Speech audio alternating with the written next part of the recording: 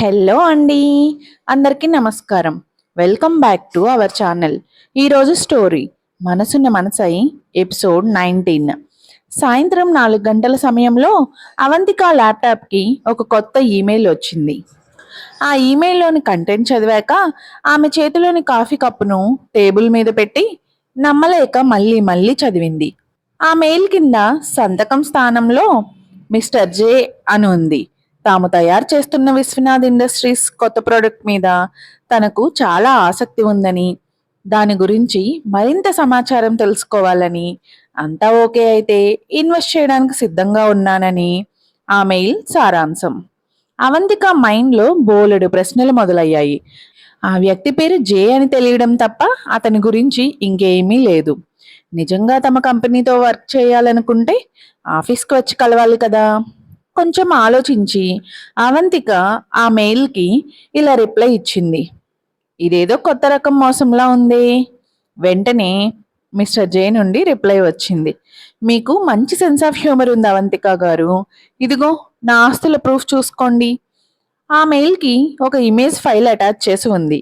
అవంతిక ఆ file open చేయగానే ఆమె ఆశ్చర్యపోయింది. అదొక బ్యాంక్ అకౌంట్ స్క్రీన్ షాట్. అతని కరెంట్ అకౌంట్లో దాదాపు 1600 కోట్ల రూపాయల బ్యాలెన్స్ ఉంది. అది చాలా పెద్ద మొత్తం కావడంతో అవంతిక ఆ నెంబర్ని మనసులోనే 4-5 సార్లు లెక్క పెట్టుకొని కన్ఫర్మ్ చేసుకుంది. ఆమె బుగ్గలు ఎర్రబడ్డాయి. గుండె వేగంగా కొట్టుకుంది. వణుకుతున్న చేతులతో మళ్ళీ రిప్లై టైప్ చేసింది. మీరు ఫోటోలు బాగానే ఎడిట్ చేస్తారు, కానీ మరీ ఇంత ఓవరా? ఎవరి కరెంట్ అకౌంట్లోనైనా ఇంత డబ్బు ఉంటుందా? నేను నిజం చెప్తున్నానని మీరు నమ్మాలంటే ఏం చెయ్యాలి? నీ బ్యాంక్ అకౌంట్ నెంబర్ చెప్పు, మన డీల్కి అడ్వాన్స్ అమౌంట్ పంపిస్తాను. అబ్బా, మోసాలు ఎంత అడ్వాన్స్ అయ్యాయో! అకౌంట్ నెంబర్ ఇస్తే చాలు, అకౌంట్లోని డబ్బులన్నీ కొట్టేస్తారు కదా అని అవంతిక మెసేజ్ పెట్టింది. దానికి మిస్టర్ జే నుండి ఎలాంటి రిప్లై రాలేదు. కాసేపు ఆలోచించిన అవంతిక కేవలం డబ్బులు డిపాజిట్ మాత్రమే అయ్యే ఒక అకౌంట్ నెంబర్ స్క్రీన్ షాట్ తీసి అతనికి పంపింది. ఒకవేళ వాడు ఫ్రాడ్ అయినా ఈ అకౌంట్ నుండి డబ్బులు తీయడం సాధ్యం కాదు. ఆమె పెదవులు బిగబెట్టి రిప్లై కోసం వెయిట్ చేయసాగింది. కొద్దిసేపటికి ఆమె ఫోన్కి ఒక మెసేజ్ టోన్ వచ్చింది. బ్యాంక్ అకౌంట్ నోటిఫికేషన్ ఓపెన్ చేసి చూసిన అవంతిక మైండ్ బ్లాక్ అయ్యింది. ఆ మిస్టర్ జే ఆమె అకౌంట్కి 6.5 కోట్ల రూపాయలు ఆల్రెడీ ట్రాన్స్ఫర్ చేసేశాడు. అరగంట తర్వాత విశ్వనాథ్ ఇండస్ట్రీస్ పార్ట్నర్ సురేష్ పరిగెత్తుకుంటూ అవంతిక ఉన్న కేఫ్కి వచ్చాడు. అవంతిక, అసలు ఏం జరుగుతుంది? ఆ మిస్టర్ జే నిజంగానే నీకు అంత డబ్బు పంపించాడా? అవంతిక తన ఫోన్ స్క్రీన్ను సురేష్కి చూపిస్తూ, ఇదిగో ఈ 6.5 కోట్ల రూపాయల బ్యాలెన్స్ ఆయనే పంపారు అంది. సురేష్ ఆనందానికి అవధుల్లేవు. అసలు ఆయన ఏ కంపెనీ? వెంటనే ఒక అపాయింట్మెంట్ ఫిక్స్ చేయి, ఫేస్ టు ఫేస్ మాట్లాడదాం. కానీ అవంతిక ముఖంలో ఏదో ఆందోళన కనిపిస్తుంది. ఆయన తన వివరాలు ఏమీ చెప్పలేదు సురేష్ గారు. కేవలం ఒక అడ్రస్ ఇచ్చి శుక్రవారం రాత్రి రమ్మన్నాడు అంది. అది చాలమ్మా, ఆ అడ్రస్ నాకు కూడా పంపించు. శుక్రవారం నేను కూడా నీతో పాటు వస్తాను అన్నాడు సురేష్. సరే అంది అవంతిక. మిస్టర్ జే రూపంలో వచ్చిన ఈ డబ్బు వల్ల విశ్వనాథ్ ఇండస్ట్రీస్ మునిగిపోతుందనే భయం అవంతిక మనసు నుండి ప్రస్తుతానికి కొంచెం దూరం అయింది. కానీ అసలు ఎవరి మిస్టర్ జే? ఎక్కడి నుండి వచ్చాడు? కనీసం ముఖం కూడా చూడకుండా ఒక అమ్మాయికి ఇన్ని కోట్ల రూపాయలు ఎలా పంపించేశాడు? ఆయనకు డబ్బు ఎక్కువైందా, లేక నిజంగానే తమ కంపెనీ ప్రోడక్ట్ నచ్చిందా? ఏదేమైనా ఇదొక అద్భుతం అనుకుంది. చూస్తూ చూస్తూనే శుక్రవారం రోజు రానే వచ్చింది. ఉదయం బ్రేక్ఫాస్ట్ టైంలో అనిరుద్ధు అవంతిక వైపు చూసి, ఈరోజు రాత్రి పాత బంగ్లాలో డిన్నర్ ఉంది, నీకు టైం ఉంటుందా అని అడిగాడు. అవంతిక కొన్ని సెకండ్లు నిశ్శబ్దంగా ఉండిపోయింది. సాయంత్రం మీటింగ్ గుర్తొచ్చి ఒక అబద్ధం చెప్పింది. ఈరోజు కాలేజీలో కొంచెం అర్జెంట్ వర్క్ ఉందండి, రావడానికి రాత్రి కొంచెం లేట్ అవుతుంది. అనిరుద్ధ్ కనుబొమ్మలు ముడిపడ్డాయి. ఆయన పెదవులు బిగపట్టాడు, కానీ ఏమీ మాట్లాడలేదు. దాంతో అవంతిక ఊపిరి పీల్చుకుంది. ఈరోజు సాయంత్రం 6 గంటలకు ఆమె మిస్టర్ జేను కలవాల్సి ఉంది. తమ కంపెనీ భవిష్యత్ అంతా ఈ మీటింగ్ మీదే ఆధారపడి ఉంది. అనిరుద్ధు తన చేతిలోని కాఫీ కప్పును టేబుల్ మీద పెడుతూ, ప్రస్తుతానికి నువ్వు నా భార్యవి అనే విషయం మర్చిపోకు అన్నాడు. ఆయన గొంతులో ఎలాంటి మార్పు లేదు, కానీ ఆ నల్లటి కళ్ళు ఆమెను నిలదీస్తున్నట్టు ఉన్నాయి.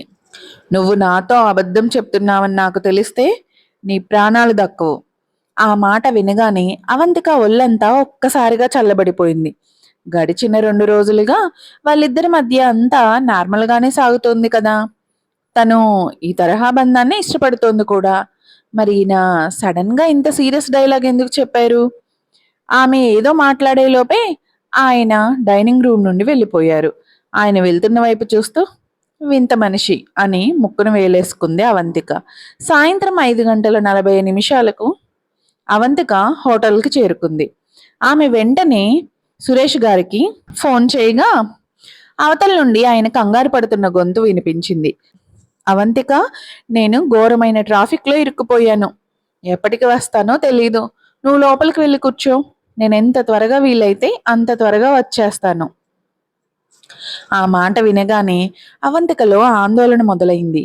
ఈ మీటింగ్ ఒక వారం క్రితమే ఫిక్స్ అయింది. పైగా మిస్టర్ జే స్వయంగా ఒక ప్రైవేట్ రూమ్ని బుక్ చేశారు. అక్కడ ఉన్న అటెండెంట్ అవంతికను తీసుకుని వెళ్ళి ఒక ప్రైవేట్ రూమ్ ముందు నిలబెట్టాడు. ఆమె గట్టిగా ఊపిరి పీల్చుకుని గుండె ధైర్యం చేసుకుని ఆ తలుపు తెరిచింది. కానీ లోపల దృశ్యం చూసి ఆమె షాక్ అయ్యింది. మిస్టర్ జే ఆల్రెడీ అక్కడ వచ్చి కూర్చొని ఉన్నారు. చీకటిగా ఉన్న ఆ గదిలో వీల్ చైర్లో కూర్చొని ఉన్న ఒక మగాడి నీడ ఆమెకు స్పష్టంగా కనిపించింది. అవంతిక కళ్ళు ఒక్కసారిగా పెద్దవయ్యాయి. గుండె ఆగినంత పనైంది. అక్కడ కూర్చొని ఉన్నది అనిరుద్ధ్. ఆయన ఇక్కడేం చేస్తున్నారు? అంటే అప్పుడు మిస్టర్ జే పేరుతో మెయిల్స్ పంపింది ఈయనేనా? ఎవరో తన గొంతును గట్టిగా నొక్కేస్తున్నట్టు అనిపించింది అవంతికకు. ఒక్కసారిగా ఊపిరి ఆడినట్టు అయిపోయింది. చుట్టూ ఉన్న ప్రపంచమంతా తిరుగుతున్నట్లు అనిపించింది. అసలు అనిరుద్ధం మిస్టర్ జే ఎలా అవుతారు? మిస్టర్ జే ఆమె అకౌంట్కి 6.5 కోట్ల రూపాయలు పంపించి విశ్వనాథ్ ఇండస్ట్రీస్లో ఇన్వెస్ట్ చేయడానికి ముందుకు వచ్చారు. మరి అనిరుద్ధ్ అలాంటి పని ఎందుకు చేస్తారు? ఆయనకు తమ మీద అంత దయ ఎందుకు ఉంటుంది? ఒకవేళ ఆయన మిస్టర్ జే కాకపోతే మరి ఈ ప్రైవేట్ రూమ్లో ఆయన ఏం చేస్తున్నారు? ఆమె మైండ్ పూర్తిగా బ్లాక్ అయిపోయింది. కళ్ళెదురుగా ఉన్న మనిషిని నమ్మలేనట్టు చూడసాగింది. ఆ వీల్ చైరు, ఆ నల్లటి షర్టు, ఆ తెల్లటి ముఖం, అక్కడ కూర్చుని ఉన్నది ఖచ్చితంగా అనిరుద్ధే. అవంతిక భయంతో తెలియకుండానే 4-5 అడుగులు వెనక్కి వేసింది. కానీ అప్పటికే ఆ ప్రైవేట్ రూమ్ తలుపు పూర్తిగా మూసుకొని ఉంది. కనీసం పలకరించకుండానే వెళ్ళిపోతున్నావా? ఆమె ముఖంలో కనిపిస్తున్న కంగారును చూసి అనిరుద్ధు తన పెదవులను బిగబెట్టి, మీరిక్కడ ఈ ప్లేస్లో ఏం చేస్తున్నారు? అవంతిక తడబడుతూ తన జుట్టును చెవి వెనక్కి నెట్టుకుంది. తనను తాను కంట్రోల్ చేసుకుంటూ చాలా ప్రశాంతంగా ఉన్నట్టు నటిస్తూ, నేను నేను ఇక్కడికి నా ఫ్రెండ్స్తో కలిసి డిన్నర్ చేయడానికి వచ్చాను అంది. కానీ ఇదొక బార్, అనిరుద్ధ్ గంభీరంగా అన్నాడు. అది అది అవంతిక ఆ లగ్జరీ గది చుట్టూ ఒకసారి చూసింది. అది చాలా అందంగా అలంకరించిన పెద్ద రూమ్ అయినప్పటికీ ఆమెకు మాత్రం అది నరకంలా అనిపించింది. అక్కడ ఒక్క క్షణం కూడా నిలబడాలనిపించలేదు. నేను నేను అనుకోకుండా తప్పు రూమ్లోకి వచ్చినట్టున్నాను. నా ఫ్రెండ్స్ ఎక్కడున్నారో చూసి వస్తాను. అవంతిక, అనిరుద్ధ్ గొంతు ఒక్కసారిగా శృతిమించింది. ఆ పిలుపులో మంచులాంటి చల్లదనం, అంతకు మించిన కోపం ఉన్నాయి. ఈ రోజు ఉదయం నేను నీకు చెప్పిన మాటలను నువ్వు అసలు సీరియస్గా తీసుకోలేదా? నేను విన్నాను, అవంతిక అంది. కానీ నా జీవితాన్ని మీ మాటల ప్రకారం మాత్రమే జీవించాల్సిన అవసరం నాకు లేదు. గతంలో ఒకసారి జరిగిన సంఘటన ఆమెకు గుర్తొచ్చింది. ఆ రోజు రాత్రి తను అస్సలు డ్రింక్ చేయకపోయినా తనేదో వేరే మగాళ్ళతో తిరగడానికి తయారై వెళ్ళిందని ఈయన ఘోరంగా నిందించారు. ఆ పాత కోపం ఆమె మనసులో ఇంకా అలానే ఉంది. అవంతిక ఇచ్చిన సమాధానానికి అనిరుద్ధు తన కనుబొమ్మలను ముడిచాడు. ఈమె మిగతా ఆడవాళ్ళలాంటిది కాదు అని ఆయనకు బాగా తెలుసు. ఈమెకు సొంత అభిప్రాయాలున్నాయి. అధికారాన్ని చూసి ఈమె అస్సలు లొంగదు. అన్నిటికంటే ముఖ్యంగా ఆయన ఎన్ని హెచ్చరికలు చేసినా ఆమె వాటిని అస్సలు పట్టించుకోదు. దాని అర్థం ఆమె ఆయనని అస్సలు లెక్క చేయడం లేదు. అనిరుద్ధ్ టేబుల్ మీదున్న వైన్ గ్లాస్ తీసుకొని ఒక సిప్ చేశాడు. అవంతిక గట్టిగా ఊపిరి పీల్చుకొని అడిగింది, అసలు మీరిక్కడ ఏం చేస్తున్నారు? సాయంత్రం పాత బంగ్లాలో డిన్నర్ ఉందని చెప్పారు కదా. నిజానికి మిస్టర్ జే బుక్ చేసిన రూమ్లో మీరెందుకున్నారు? మీరేనా మిస్టర్ జే అని డైరెక్ట్గా అడగాలని ఆమెకుంది. కానీ అలా అడిగే ధైర్యం సరిపోలేదు. ఎందుకంటే ఆయన ఏం సమాధానం చెప్తారో ఆమెకు తెలియదు. ఒకవేళ ఆయనే మిస్టర్ జే అయితే ఇకపై బిజినెస్ విషయాలు ఎలా మాట్లాడాలి? ఒకవేళ ఆయన కాకపోతే ఉదయం తను చెప్పిన అబద్ధానికి ఇప్పుడు ఆయన ముందు ఎలా సమాధానం చెప్పుకోవాలి? వచ్చి నాతో కలిసి డ్రింక్ చేయి. అనిరుద్ధు తన ఎర్రబడిన కళ్ళతో ఆమె వైపు చూస్తూ ఆర్డర్ వేశాడు. అవంతిక ఆశ్చర్యంగా చూసింది. ఈయన ఏం చెయ్యాలని చూస్తున్నారు? నేను మీకు ముందే చెప్పాను, నాకు డ్రింక్ చేసే అలవాటు లేదు అంది. ఆమెకు ఆయన కళ్ళు కానీ ఆయన మనసు కానీ అస్సలు అర్థం కావడం లేదు. ప్రస్తుతానికి అక్కడి నుండి ఎలాగైనా బయటపడటమే ఆమె లక్ష్యం.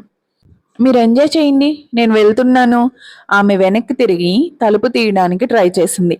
కానీ ఆ తలుపు బయట నుండి లాక్ చేసింది. ఆమె ఎంత బలం ఉపయోగించి లాగినా ఆ తలుపు అస్సలు తెరుచుకోలేదు. ఏంటిది అనిరుద్ధ్?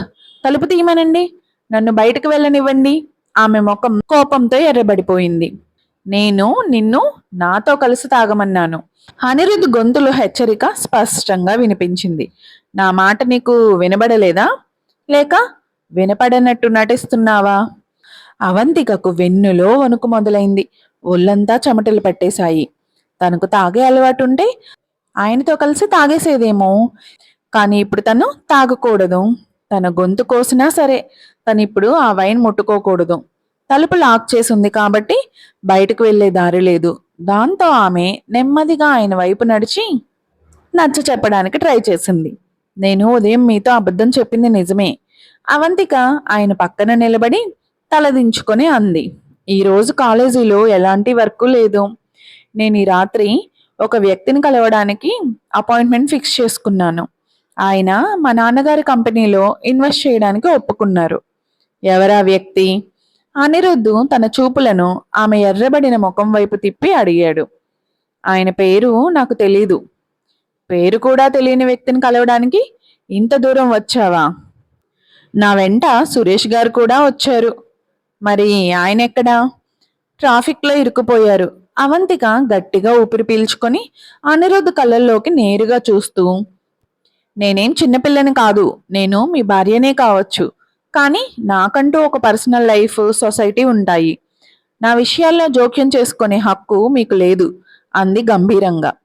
ఆమె మాట్లాడుతుండగానే అనిరుద్ధ్ మళ్ళీ గ్లాస్ తీసుకొని వైన్ తాగాడు. ఆయన గొంతు కదులుతున్న తీరును ఆమె అలానే చూస్తూ ఉండిపోయింది.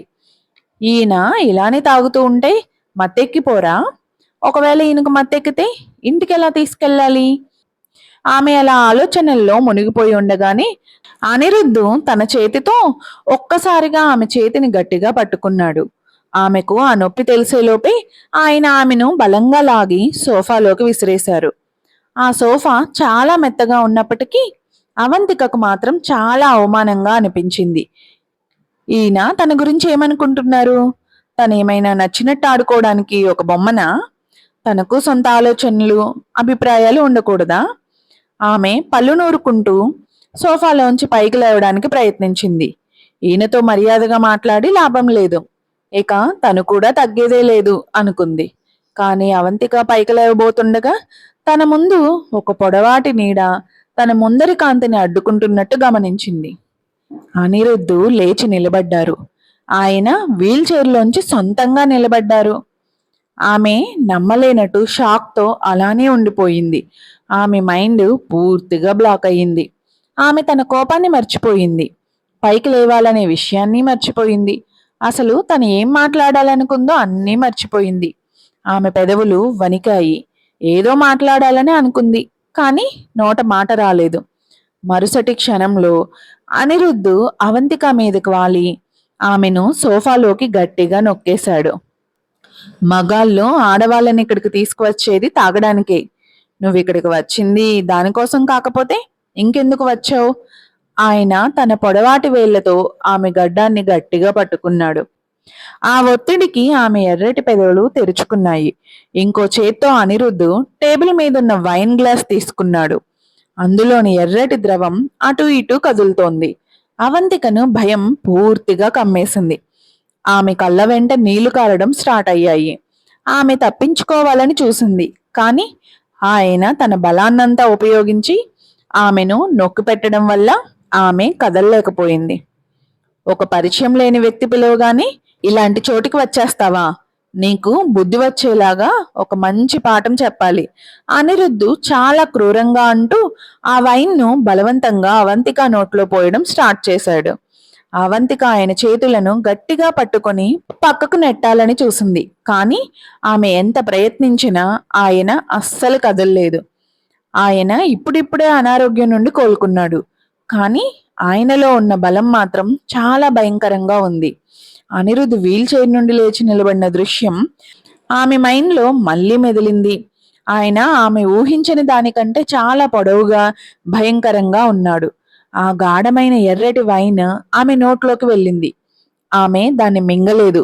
కానీ ఆ ఆల్కహాల్ ఘాటుకు ఆమెకు ఒక్కసారిగా ఘోరంగా దగ్గు రావడం స్టార్ట్ అయ్యింది. తనకు ఊపిరి ఆడనట్టు అనిపించింది. ఆ ప్రాణ సంకట స్థితిలో మనిషి శరీరం తనను తాను కాపాడుకోవడానికి ప్రయత్నిస్తుంది కదా. అవంతిక కంగారులో అనిరుద్ధ్ షట్ కాలర్ని పట్టుకొని ఎంత బలంగా లాగిందంటే ఆ షట్ గుండి ఒక్కసారిగా ఊడిపోయింది. ఆ గుండి కింద పడి దొర్లింది. అనిరుద్ధ్ గుండెలపై చల్లటి గాలి తగిలింది. ఆయన తన కింద ఉన్న అవంతిక ముఖం వైపు చూశాడు. ఆ ముఖం నొప్పితో బాధతో ఎర్రబడిపోయింది. అది చూడగానే ఆయన గుండె ఒక్కసారిగా కరిగింది. మనసు మెత్తబడింది. ఆయన ఆమె గడ్డం మీదున్న తన చేతిని వదిలేశాడు. అవంతిక వెంటనే తన తలను పక్కకు తిప్పి ఆ వైన్ను బయటకు ఉమ్మేసింది. ఐ హేట్ యు అనిరుద్ధ్, నేను మిమ్మల్ని అసహ్యించుకుంటున్నాను. ఆమె ఏడ్చేస్తూ తన చేతులను గట్టిగా బిగబట్టి అంది. కేవలం ఒకే ఒక్క డ్రింక్, దానికి ఇంత సీన్ చెయ్యాలా? ఆయన కళ్ళల్లో ఇందాక కనిపించిన జాలి ఒక్కసారిగా మాయమైపోయింది. ఆయన తన వేళ్లతో ఆమె కాలర్ పట్టుకొని ఆమె షర్ట్ గుండీని విప్పేశాడు. ఆమె అందమైన మెడభాగం బయటకు కనిపించింది. ఈ రోజు ఇక్కడ ఉన్నది నేను కాబట్టి సరిపోయింది. అదే ఇంకేదైనా వేరే మగాడు ఉంటే నీ పరిస్థితి ఏంటో తెలుసా? నువ్వు చెప్పిన అబద్ధాలకు అనుభవించాల్సిన ఫలితాలు ఇలానే ఉంటాయి, అనిరుద్ధు గర్జించాడు. ఈ వీడియో మీకు నచ్చితే మర్చిపోకుండా లైక్ చేయండి. మరిన్ని ఇలాంటి ఆసక్తికరమైన అప్డేట్స్ కోసం సబ్స్క్రైబ్ చేసుకోండి. మీ అభిప్రాయాలను కామెంట్ రూపంలో తెలియచేయండి. ఎందుకంటే మీ సలహాలు నాకు చాలా ముఖ్యం. Thank you.